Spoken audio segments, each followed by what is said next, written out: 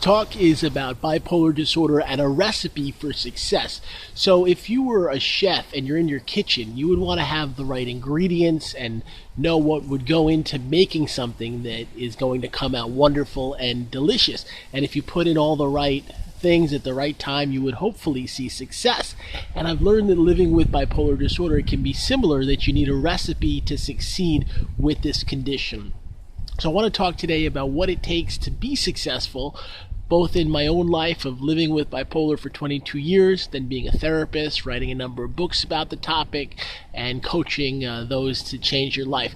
And the first step in the recipe is to accept that you have a problem. So if you have bipolar, it doesn't mean you're weak, it doesn't mean you're a failure, it doesn't mean there's something wrong with who you are. It just means that you have a diagnosis.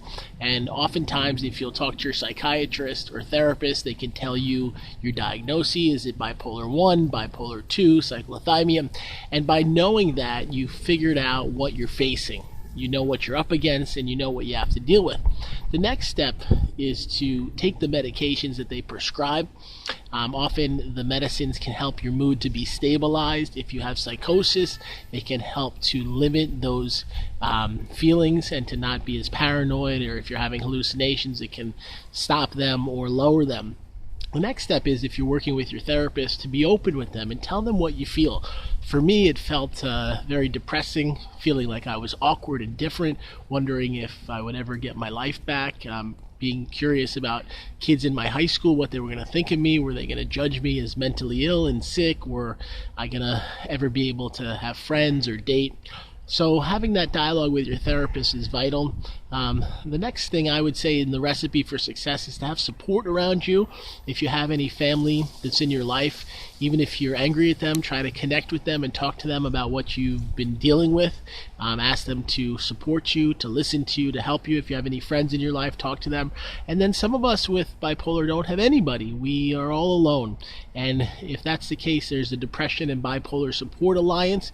You can learn about them at dbsalliance.org, or the National Alliance on Mental Illness. That's NAMI.org. They have free support groups, both of those organizations, where you can meet with others. And when I had a relapse a few months ago, I went to a support group and I was talking with others about what I was facing. I was listening to experiences of other people with bipolar. It really helped me feel better and more joyful. And the final step for the recipe for success is to know that it's a long battle with bipolar. You're not going to be healed overnight and life is going to be perfect. But if you'll kind of step in for a slow and steady progression, saying to yourself, you know what, I am going to get better. I don't care what it takes. I can see 10 doctors. I can talk to 5 different therapists. I can read lots of articles or books. I am going to live a full life with this condition. And if you do that, you may end up really seeing so much positive change. And if you put all those things together for your recipe for success, you can live a full life with bipolar. I want to thank you for watching my video. I run a life coaching program by phone where you can talk with me and we work together and help you to get stronger and build that recipe so that you can have a really wonderful, terrific life. I have a number of books you can find by typing Blake Levine on Amazon or any bookstore. And I want to thank you today for watching my video and wish you the best.